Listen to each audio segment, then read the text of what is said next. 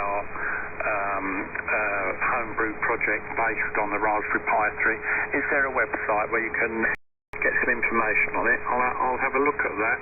Are you just talking about receiver or a transceiver with the Raspberry Pi? I assume it's a complete SDR transceiver. But okay, about the screen and what have you, and all from eBay, and the cost. Well, it's quite a cheap thing to knock together, isn't it? Really. So, and as you say, you've got a 7300. Everybody seems to be running a 7300 nowadays. They must have sold literally thousands of them, I guess, worldwide. It's been a very successful transceiver, isn't it? I was thinking of getting one myself, but I think I should stick with my old TX570 here. At least I can repair it if it goes wrong. I wouldn't have a clue when it comes to that sort of stuff if it ever goes wrong. So perhaps you could point me to the website for this Raspberry Pi SDR, and I'll have a look at that. I used to be keen. Oh, you mentioned the robot 1200. Well, if you built one of those, you're an absolute genius. That's all I did have the board for one, actually. I got as far as getting the blank circuit board for a robot 1200. I think it was the 1200, or was it the 400? I can't remember now. It was so many years ago, but I didn't get round to building it. But I did build the G3WCY scan converter, but not the RGB, the colour bit on the end. That was quite a complicated thing to build. I think there were around about 34 ICs in that. I think that was the most complex thing I've ever built. Was that I heard him on the air a couple of years ago, G3WCY. He's still around, and I didn't build the colour part of it, the red, green and blue part. It was just a monochrome. I wonder if you remember Peter there. He used to sell all bits and pieces for SSTV kits and things. G8 SLB, Peter from sunny Dagenham. He always used to come on the phone, Peter from sunny Dagenham. G8 SLB, I don't know if he's still around or not, but he used to sell a lot of stuff on the web. I'm going back about probably 15 years ago, or possibly 20 years ago. He was sort of well into SSTV. Peter from Dagenham, you probably remember him. And I had a lot of fun in those days with the original SSTV, because it was more like a proper television screen that you was looking at, not the computerized stuff. But I remember using Spectrum 64 for SSTV, the one with the rubber keys. I used to use one of those for generating my test cards, because I was also into fast scan TV. I don't think I've ever seen you or heard you on it on fast scan TV on 1255 megahertz, or 24/7's ATV. I used to be into that quite a few years ago. That was all homemade equipment, of course. Anyway, where I live here, we're surrounded by old American airfields from World War II. So in the spring and the summertime, we're normally going around all the old American bomb groups, looking at the control tower, what's left of the runway, the buildings, etc. There's lots of old American airfields in this area. It's nothing to do with radio, but I find that quite interesting. You've got all these military vehicle groups, people that dress up in American uniforms. Not that I do any of that, but it's got quite a big following in this area, all that sort of World War II nostalgia, So that's what I'm normally doing in the spring and the summertime. What was I going to say? I know you're well into homemade, everything's homemade, I think, which is really good, Last thing I built was a small power amplifier for my FT817, and that was a pair of RS510 the amplifier. I didn't get round to building the harmonic filtering on the end. I just built the basic amplifier, and that works quite well actually on the FT817. I get about 25 watts from that, and they're only about 30-40 pence each, those RF 510 FETs, so I've got plenty of those, you know. But I just find it hard to get motivated to do anything now, you know. I'm not that in the best of health, really. You mentioned your small Chinese transceiver and not hearing anyone on. Well, if you listen on the local repeaters here, which is GB3NB, GB3NR, and GB3YL, the last stop repeater, you very rarely hear anybody on. You can listen for days at a time, perhaps 2 or 3 days before you might hear one contact. And I was told the reason is that people are on, but nobody's using the old FM analog anymore. They're using DMR to generate your local hotspot, link that to your internet connection, and then you get one of these DMR handhelds, and everybody's on DMR, so I've been told. I'm not on DMR, but I wonder if you know anything about DMR there. That seems to be the most popular mode, and the reason why all the repeaters, or all the old FM repeaters, are all dead, you know. So someone said to me, well, get yourself a DMR radio, and one of these I can't think of the name of it now, but it's like a little local UHF repeater system, and then you link that on the internet. But I don't think I'll be buying one. I prefer to stick to the analog FM there. Stick to the old ideas. Back to you there, Martin. G3OQD, G4BFF. Yeah, okay there. Fine, Gary. G3OQD returning. Yeah, I think, but I'm not sure. I think that's a commercial system, isn't it? So it won't be one that I'll be using unless I can make my own. And I don't know much about it. I heard of D-Star, and I looked at the repeater list when I got this little Chinese set to see what repeaters are on, because I've programmed them into the set. Well, this was only really a toy thing just to play around with. Otherwise, I would have I'd built my own. But I've never taken VHF very seriously, I must admit. My main VHF rig is an Ultra Lion, which I added a frequency synthesizer to many years ago, and a year or so I'll fire up my Ultra Lion, but it didn't work, and turned out that a TTL chip had gone faulty on it. It took me a long time to find it, actually, because although I designed it, to start with I couldn't find the circuit. Then even when I found the circuit, which was got buried in the loft, it took me a while to find it, because one of the divider chips, the number it was divided by changed. I think it's supposed to divide by 5 or 6 or something, and it was divided by 2. So it hadn't packed up completely. It would have been better if it had, and then running the scope around, I'd have seen no signal, but there were signals everywhere, but one of them was the wrong frequency. Weird that. And I had a tone generator in it, because all the repeaters that are still around use this funny low frequency tone.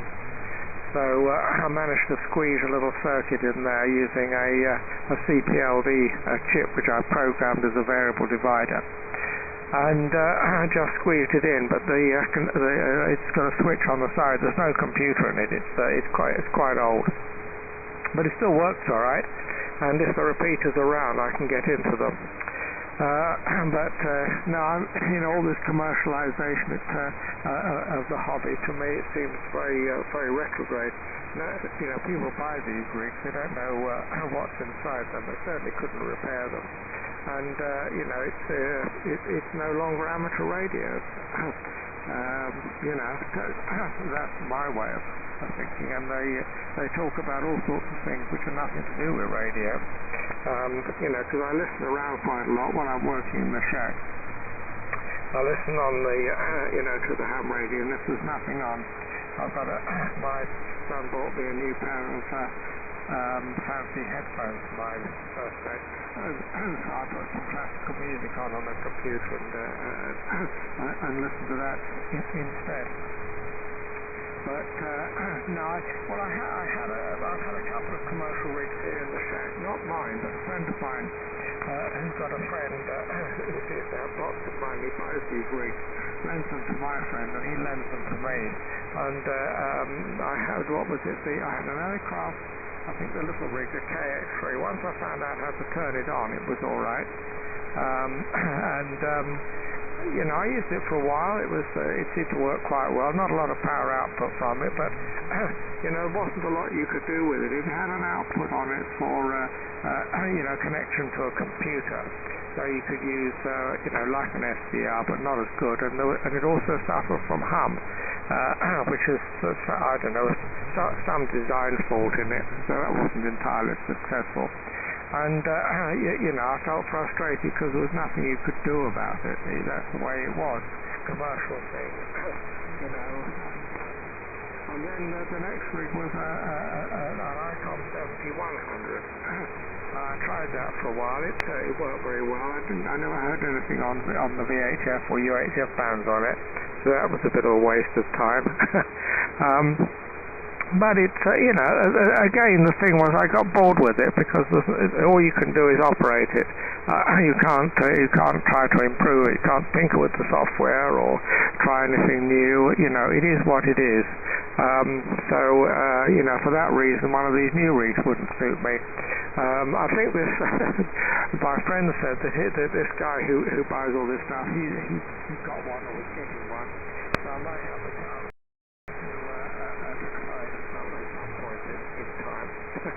look around it and so on, and I failed to compile it, and I wrote to the guy and I said, because I reported one or two bugs with it. Nothing that stops it being used because I'm using it now, but the things are not quite right, and he agreed, and but instead of telling me how to compile the program, he said in a week or 2 weeks a new version is coming out and all this will be fixed. That must be a month ago now, but he has been talking about this new version which has 2 receivers built into it and a lot of other new things, but he doesn't seem to be ready to release it to the generally. I think the beta testers have got it. I should have volunteered to be a beta tester. I'm a beta tester for the new version of the Hermes software, and the information on this thing is if you look for a PI with a capital P and a small I, not that matters I don't think for searching, and then HPSDR, which stands for High Performance Software Defined Radio. It's all in one, and you'll find a number of things on there. But it's G0ORX, I think. John Melton is the originator of it. So you'll find his web page. It's a little bit out of date now, but there are some pictures of how he built it, and also some pictures of the commercially made one. And if you look long enough, you'll find he did give a lecture at one of the symposiums and describes it, and he also shows one that's been, well, there's 2 that he shows. One been made by a Portuguese guy, and another one he actually had there for his demonstration made by a Norwegian guy. And what he had done is he built the whole thing into one box, and it was like a portable radio, and it was a complete transceiver. Complete thing, and he had it there on his demonstration. He turned this thing on, and when he put his hand on it near the area, because there must have been a screen building, when he put his hand on this thing started bursting into life. Now I haven't done that with mine because my Hermes SDR is in its own self-contained box with the power supply, so I'm using this as an external sort of a small control unit. And the power amplifier is also separate. So I've got my rig is 3 separate boxes, soon to be 4 when I add the tuning unit on it. But I haven't got any plans now of doing mobile or portable.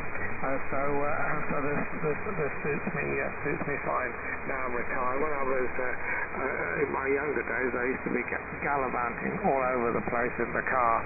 So I had a rig in the car, and that was my first transceiver, which I still got, solid state, apart from the PA and the driver, and it still works.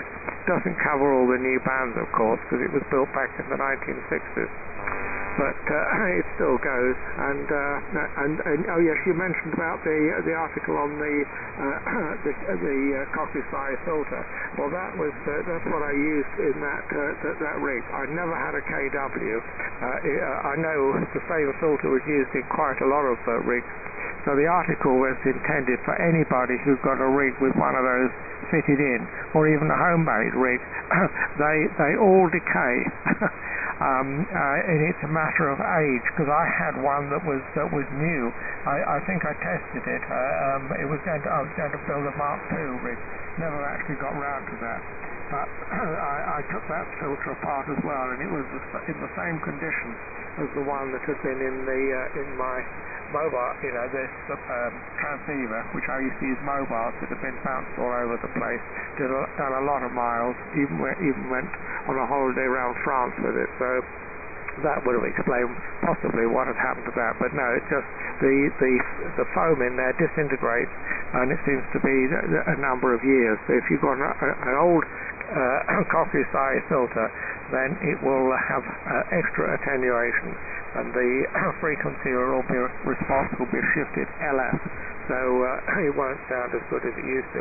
I must say, once I repaired mine, my transceiver, it was just like new again, because I thought, well, I haven't heard it working as well as this for a long time, it degraded very slowly.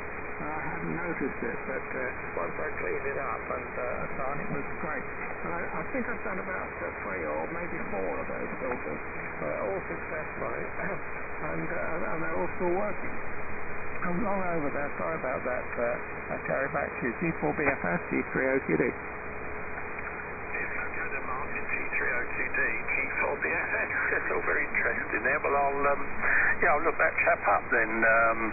G0ORX, and he said it's a capital P, a small I, and then it's a HP SDR, or high performance SDR. So I'll definitely look that up. I might be interested. It might have inspired me to build something there after a long while of not building anything. But that's quite interesting, that. And okay about the Hermes transceiver there. Yeah, there is a chap up in you probably know him. There's a chap up in Wales there that runs the Hermes. He does a lot of home brewing. His name's Jeff.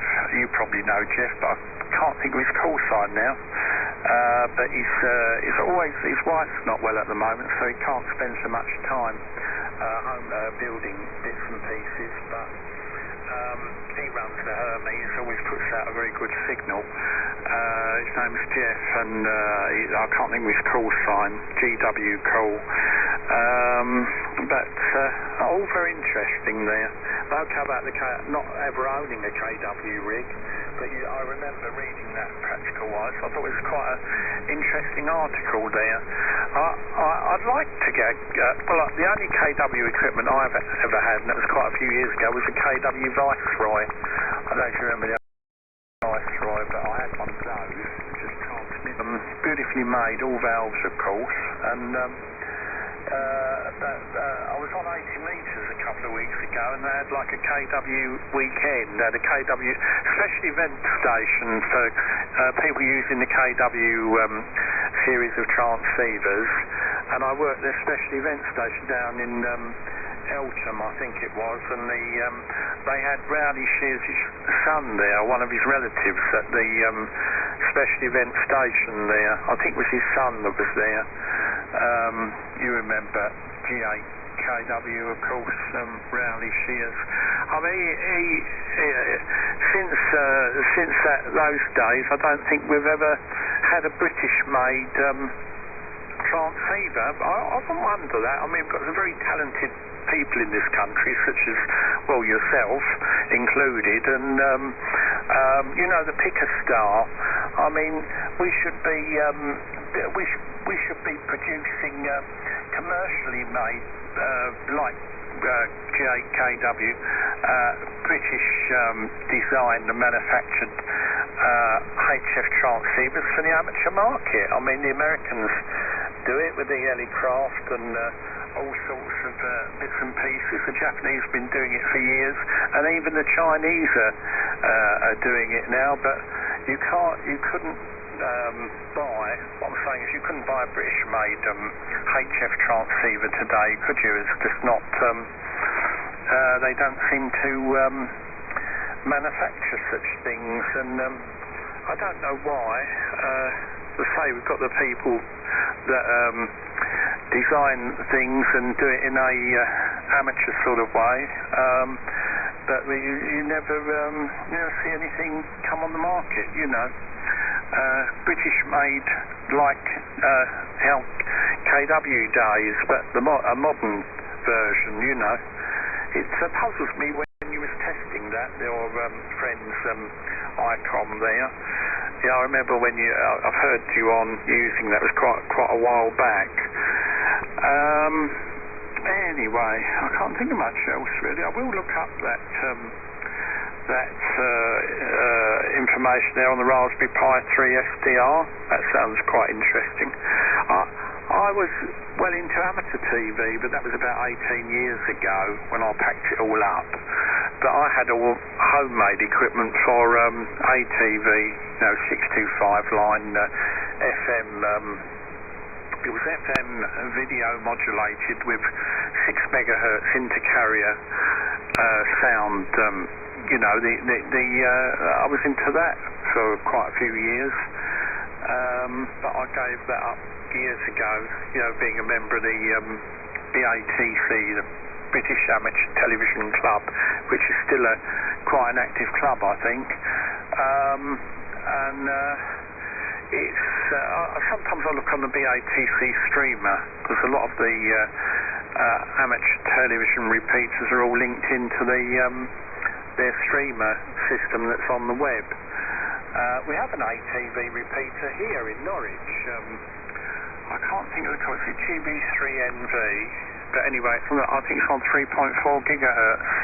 But I don't think very few people know about it, and very few people use it, I believe. But it used to be linked into the streamer on the web, and I used to look at that, but you'd never see anybody using it. I think it's on 3.4 gigahertz, the amateur TV repeater here at Norwich. And of course there's one over at Dereham that way, GB3TN. The one I used to work through when I was down in East London was the one on the Isle of Sheppey.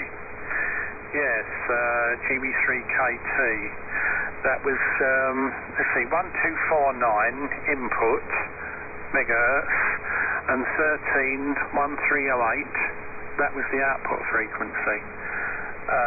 FM, ATV, fast-scan TV. But I was looking on their website not so long ago, and a lot of people are experimenting with narrowband TV now. It's like fairly good definition moving images, but it only takes about 300 kilohertz of bandwidth. It's called NBTV or RBTV, restricted bandwidth TV. I don't know if you know anything about that at all, but you can send this television system on 4 meters because it's very narrow bandwidth. So in theory, you can send it over a much greater distance than 2 meters, and you can also send it on the top end of 2 meters. But it's like I think it's MPEG-4. It's like it's a digital TV system, but narrow bandwidth. I think you've seen that. I was getting a bit interested in that. people are sending television pictures backwards and forwards on the top end of 2 meters and also on 4 meters.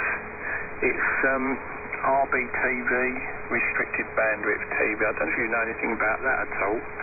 But I was sort of getting a bit interested in that, you know. Anyway, I'll pass it back to you then, Martin, see if you're still copying. I don't know what condition the band's in at the moment. G3OQD, G4BFS. Yeah, it's okay there, Kerry. G4BFS, G3OQD. Well, you're still showing about 20 over 9 on the meter here, so conditions seem to be all right. Covering the last point first, I've never done anything on fast scan television. Not that I'm not interested, it's just that there's not enough time to do everything, particularly if you're going to build all your own gear. So I've taken a vague interest in it. I suppose the thing that puts me off is it's on UHF, and I've got no kit for UHF.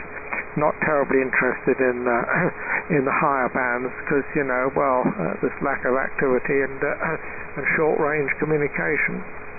So there we are. And the narrowband one, I've heard of it, I haven't really played around with it at all, or even investigated it. Maybe something to look at in the future. But a long time ago, I was sort of collaborating with Dr. Don Miller in the States. Don't know whether he's still around now, but he was keen on doing some slow scan on 10 meters, moving slow scan with a low frame rate, and he had special permission to use 10 meters to do that, but I don't think that ever took off.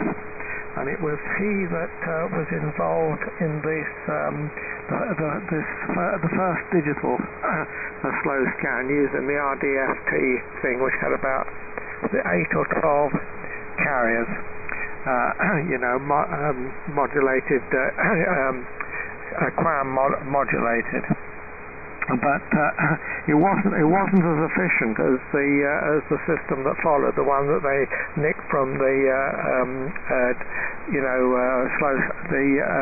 shortwave broadcast thing there, the DRM system, which uses the OFDM, orthogonal frequency division multiplexing, which is quite a clever idea, and it's now used for everything, of course, digital radio, digital television, and telephones, and anything that's digital via radio. It's used for the Wi-Fi and everything. It's a clever idea. Wish I'd thought of it first, because I was playing around with things like that. And what it does is it modulates a carrier with a digital signal which has a fixed clock, which means you get a series of sidebands, and you get the first null at a distance from the carrier, and because it's a null, you can stick another carrier in there with another set of digital signals on it, as long as the digital signaling rate is fixed, which it normally is, a constant clock. Then you get minimum interference between the subcarriers, because they're placed at the first minimum, of the spectrum. Although there obviously is interference, because you get a whole range of signals that go all the way out, but they diminish fairly quickly. Anyway, it's called OFDM, and generically they're called MIMOs, many in and many out. So you've got all these things, so they parallel up the data, and that's how you can get high definition television pictures. On the higher thing breaks up, and you lose it altogether. Although they use this forward error correction (FEC) system. Using Reed Solomon or turbo codes. So anyway, it's all very interesting, but I lost interest when everybody went off to this system and nobody wanted to experiment anymore. And I thought, well, I'm not going to mess around with software that nobody's going to use. So I gave up at that point and went on to the started playing around with SDR. and as they say, the rest is history. I haven't looked back, although I've still got slow scan kit here, and I've got a I've got a super scan which is based on the robot. It's another clone. There were many clones of the robot 1200.